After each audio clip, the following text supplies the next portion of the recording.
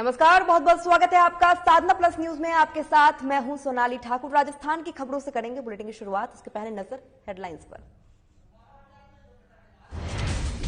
जयपुर में चोमू पहुंचे अखिलेश यादव। एक शादी समारोह में पहुंचे अखिलेश यादव। सलमान खुर्शीद के सवालों पर अखिलेश यादव। चलिए बुलेटिन शुरुआत करते हैं। समाजवादी पार्टी के मुखिया और यूपी के पूर्व सीएम अखिलेश यादव एक दिवसीय दौरे पर जयपुर पहुंचे। अखिलेश यादव जयपुर के चोमू में एक शादी समारोह में शिरकत करने पहुंचे, जहां एयरपोर्ट पर मीडिया से मुखातिब होते हुए अखिलेश यादव ने ओबीसी के अंगूठा छाप बयान पर एक लाइन में जवाब देते हुए कहा कि मेरी शुरुआत पढ़ाई राजस्थान से हुई है। वहीं आगामी यूपी विधानसभा चुनाव पर अखिलेश बोले कि यूपी में समाजवादी पार्टी सरकार बनाने जा रही है, जहां उत्तर प्रदेश की जनता बीजेपी को 400 सीटों में भी हरा सकती है। वहीं बेरोजगारी, महंगाई और किसानों जैसी कई बड़े मुद्दे हैं। वहीं सलमान खुर्शीद के किताब पर अखिलेश यादव चुप्पी साध ली।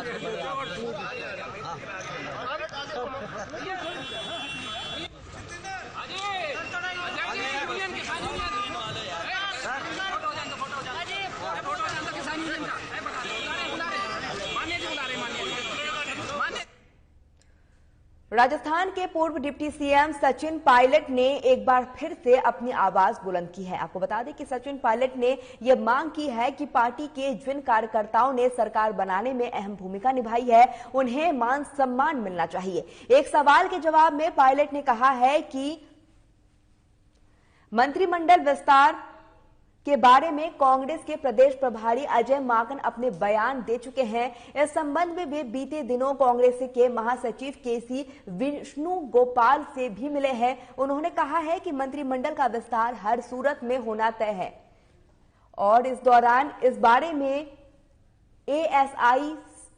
एआईसीसी विचार कर रही है। वहीं सचिन पायलट ने एक सवाल के जवाब में कहा है कि पेट्रोल डीजल के दामों में बढ़ोतरी के लिए केंद्र सरकार जिम्मेदार है, जिससे लोगों को अंतर्राष्ट्रीय क्रूड ऑयल की घटी हुई कीमतों को लाभ नहीं दिया है और टैक्स लगाकर 30 लाख करोड़ का टैक्स वसूल कर जनता पर भार डाला है। उन्होंने कहा है कि सीएम ने राजस्थान में भी पेट्रोल डीजल के दामों में कमी करने के संकेत दे चुके हैं और इसमें विचार किया जा रहा है। सचिन पायलट ने दौसा में आयोजित पूर्व प्रधान किशन लाल बेरवा की मूर्ति अनावरण कार्यक्रम में बोल रहे थे। कार्यक्रम में जिले के तमाम कांग्रेसी नेताओं को बुलाया गया, लेकिन सचिन पायलट के कार्यक्रम में गहलोत गुट के नेताओं ने दूरी बनाए रखी। यहां तक कि उद्योग मंत्री प्रसादी लाल मीणा और महिला एवं बाल विकास मंत्री ममता भूपेश भी कार्यक्रम में दिखाई नहीं दिए, जो लोगों में चर्चा का विषय बना रहा। हालांकि महिला एवं बाल विकास मंत्री ममता भूपेश की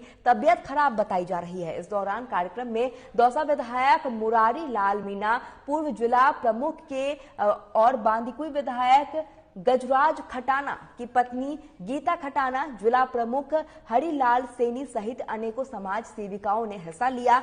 दौसा के कार्यक्रम में हिस्सा लेने के बाद सचिन पायलट खवारावजी के आयोजित शहीद घनश्याम गुर्जर के मूर्ति अनावरण कार्यक्रम में पहुंचे। इससे पहले सचिन पायलट का जयपुर में दौसा के बीच कार्यकर्ताओं ने दर्जनों जगह जोरदार स्वागत किया और पायलट आई लव यू के नारे भी लगे हैं। इस दौरान कार्यक्रम के दौरान कार्यकर्ताओं में सचिन पायलट को लेकर भारी उत्साह देखने को मिला है। आपको बता दें कि राजस्थान के पूर्व डिप्टी सीएम सचिन पायलट एक बार फिर से अपनी आवाज बुलंद करते हुए नजर आए। सचिन पायलट ने मांग की है कि पार्टी के जिन कार्यकर्ताओं ने सरकार बनाने में अहम भूमिका निभाई है, उन्हें मान सम्मान मिलना चाहिए। साथ ही इस दौरान एक सवाल के जवाब में पायलट ने कहा है कि मंत्रिमंडल विस्तार के बारे में कांग्रेस के प्रदेश प्रभारी अजय माकन का बयान दे चुके हैं और इस संबंध में वे बीते 3 कांग्रेसों के महासचिव केसी वेणुगोपाल से भी मिले हैं। आज पूर्व प्रधान किशन लाल बेरवा जी की मूर्ति का अनावरण हम लोगों ने किया। किशन लाल बेरवा साहब बहुत पुराने कांग्रेसी नेता थे और इस क्षेत्र के लिए बहुत से उन्होंने काम किए और पूरे दलित समाज को एकजुट रखकर आगे बढ़ने का काम उन्होंने किया। उनके परिवार के सभी सदस्य राजनीति में हैं और जनता का आशीर्वाद उनको प्राप्त हो रहा है और किशन बेरवा जी ने इस क्षेत्र के लिए भी जो योगदान दिया, लगभग 40 साल तक राजनीति में रहे, उस सबका हमने आज स्मरण किया, उनको श्रद्धासुमन अर्पित किए, उनकी मूर्ति का अनावरण किया। और मुझे लगता है कि इस प्रकार के साहब दिल्ली है, सोनिया गांधी जी से मिले हैं, मंत्रिमंडल विस्तार की बात हो रही है, कैसा होना चाहिए, क्या आपसे कोई बात हो रही हो? मैंने तो हमेशा कहा है कि हम सब कांग्रेस के कार्यकर्ता एकजुटता से काम करें, और जैसा अजय माकन जी ने कल कहा कि अब हम लोगों को 22-23 महीने रह गए हैं, अगला चुनाव विधानसभा का आएगा, तो राजस्थान में परिपाटी रही है कि एक बार एक पार्टी को बहुमत, फिर दूसरी पार्टी को बहुमत, लेकिन इस परिपाटी को हम तोड़ना चाहते हैं, क्योंकि पार्टी और सरकार अगर मिलकर काम करेंगे तो जनता का विश्वास हम जीतेंगे। मुझे पूरा उम्मीद भी है, विश्वास भी है कि जो पार्टी हमेशा कहती आई है उसका बहुत जल्द निर्णय लिए जाएंगे, और कांग्रेस के कार्यकर्ताओं ने जो योगदान दिया है सरकार का निर्माण करने में, उन सब लोगों को, समूचे 33 जिलों के अंदर जिन जिन लोगों ने मेहनत की है, ठंड में, गर्मी में, वसुंधरा जी की सरकार के सामने उन्होंने लाठियां खाई हैं, जेलों में गए हैं, पदयात्राएं की हैं, धरने दिए हैं, भूख हड़ताल की है, जनजागरण का अभियान चालू किया था, उन सब लोगों को मान सम्मान के साथ हम लोग आगे लेकर बढ़ें। अब खबर हनुमानगढ़ के नौहर से है, जहां पर राजस्थान राज्य विधिक सेवा प्राधिकरण जयपुर के निर्देशन में जिला विधिक सेवा प्राधिकरण हनुमानगढ़ द्वारा नालसा मॉडल स्कीम के तहत शनिवार को श्री राम वाटिक में विधिक सेवा शिविर का आयोजन जिला प्रशासन के संयुक्त तत्वाधान में किया गया। नौहर न्यायालय के न्यायिक मजिस्ट्रेट केदारनाथ ने इस संबंध में प्रेस कॉन्फ्रेंस में बताया कि राज्य विधिक प्राधिकरण में सेवा शिविर वरिष्ठ नागरिक के अधिकार थीम पर आयोजित किया जाएगा। शिविर में प्रभारी क्रियाकलापों और सफल आयोजन को लेकर न्यायाधिपति मनोज कुमार गर्ग, जज राजस्थान उच्च न्यायालय जोधपुर और निरीक्षक न्यायपति न्याय क्षेत्र हनुमानगढ़ विधिक सेवा शिविर में शिरकत करेंगे। विधिक सेवा शिविर में संजीव मांगो, अध्यक्ष जिला विधिक सेवा प्राधिकरण हनुमानगढ़, नथमल डिडेल जिला कलेक्टर हनुमानगढ़ और प्रीति जैन जिला पुलिस अधीक्षक के साथ साथ तमाम अधिकारी मौजूद रहे। शिविर में मुख्यमंत्री वृद्धजन सम्मान पेंशन योजना, लघु एवं सीमांत कृषक वृद्धजन योजना, इंदिरा गांधी राष्ट्रीय वृद्धावस्था पेंशन योजना, राजस्थान पद परिवहन निगम द्वारा वरिष्ठ नागरिकों को दिए जाने वाले लाभ, वरिष्ठ नागरिक जिन्हें पेंशन नहीं मिली है, इस तहत के योजनाओं के अधिक पात्र व्यवसायियों को वंचित दस्तावेज के साथ शिविर के दिन मौके पर ई मित्र के माध्यम से ऑनलाइन आवेदन निर्धारित सरकारी शुल्क पर किया जाएगा। विधिक सेवा शिविर में दिव्यांग व्यक्तियों को ट्राईसाइकिल वितरित की जाएगी, साथ ही बालिकाओं को साइकिल के वितरण किया जाएगा। चिकित्सा विभाग द्वारा स्थानीय नियोक्ता मानसिक नियोक्ता की जांच शिविर में ही कर मौके पर ही प्रमाण पत्र जारी किए जाएंगे। उच्च न्यायालय के निर्देश पर माननीय डीजे साहब द्वारा नौहर अभिभाषक संघ को मेजबानी का यह तीसरा अवसर मिला है। मेगा विधिक चेतना शिविर के अंदर ज़्यादा से ज़्यादा जन कल्याणकारी योजनाओं से आमजन को लाभ हेतु सूचनाएं दी जाएगी, और इस कैंप से आमजन को ज़्यादा से ज़्यादा फायदा हो, इसका निवेदन अभिभाषक संघ कर रहा है। और मैं आप पत्रकार बंधुओं से भी निवेदन करूंगा कि इसका ज़्यादा से ज़्यादा प्रचार हो, ताकि आमजन इसका लाभ ले। मेगा विधिक चेतना शिविर का आयोजन माननीय न्यायाधिपति श्री मनोज गर्ग साहब के सानिध्य में, उनके निर्देशन में ये प्रोग्राम नौहर में श्री राम वाटिका में आयोजित किया जा रहा है, जिसमें प्रशासन के सहयोग से प्रशासन की जितनी भी जन कल्याणकारी योजनाएं हैं उनके बारे में आम जनता को अवगत कराना तथा उनसे लाभान्वित किया जाएगा मौके पर, तथा लोगों को विधिक जानकारी दी जाएंगी, जिससे कि वो अपने अधिकारों से वंचित न रह सके।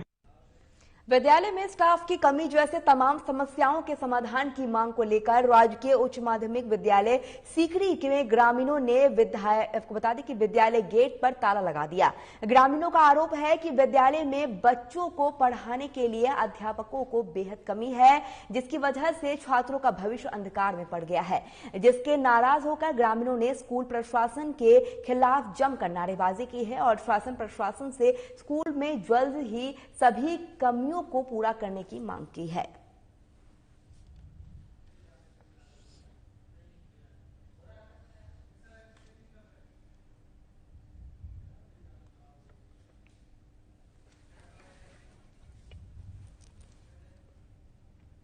अब खबर हनुमानगढ़ से है, जहां पर फसल अवशेष प्रबंधक और रोकथाम के लिए जिला स्तरीय समन्वय और निगरानी समिति की बैठक आयोजित गुरुवार को जिला कलेक्टर नथमल डिडेल के अध्यक्षता में कलेक्टर सभागार में किया गया। बैठक में जिला कलेक्टर ने फसल अवशेष प्रबंधक पंफलेट का विमोचन किया है, जिसमें जिले के किसानों को बांटे गए हैं। बैठक के बाद मीडिया से मुखातिब होते हुए जिला कलेक्टर ने जिले में किसानों से अपील की है कि धान की पराली खेतों में नहीं जलाएं, इससे नुकसान होता है। धान की पराली और अन्य फसल अवशेष जलाने से जमीन की उर्वरता शक्ति कम हो जाती है और भूमि की मौजूदा लाभकारी सूक्ष्म जीव नष्ट हो जाते हैं। प्रदूषण पर्यावरण के कारण मनुष्यों के स्वास्थ्य संबंधी बीमारियां बढ़ जाती है। इससे न केवल मानव जाति बल्कि पशुओं के स्वास्थ्य को भी नुकसान होता है। धान की पराली जलाने से निकालने वाले धुएं के कारण यातायात में भी बाधा उत्पन्न होती है, जिसके कारण सड़क दुर्घटना में लोगों की मृत्यु तक हो जाती है। जिला कलेक्टर ने बताया है कि राज्य सरकार के पर्यावरण विभाग और नेशनल ग्रीन ट्रिब्यूनल बोर्ड के द्वारा फसल अवशेष जलाने पर 2 एकड़ क्षेत्रफल तक 2500 रुपए, 2 से 5 एकड़ क्षेत्रफल तक 5000 रुपए और 5 एकड़ से अधिक क्षेत्रफल फसल अवशेष जलाने पर 15000 रुपए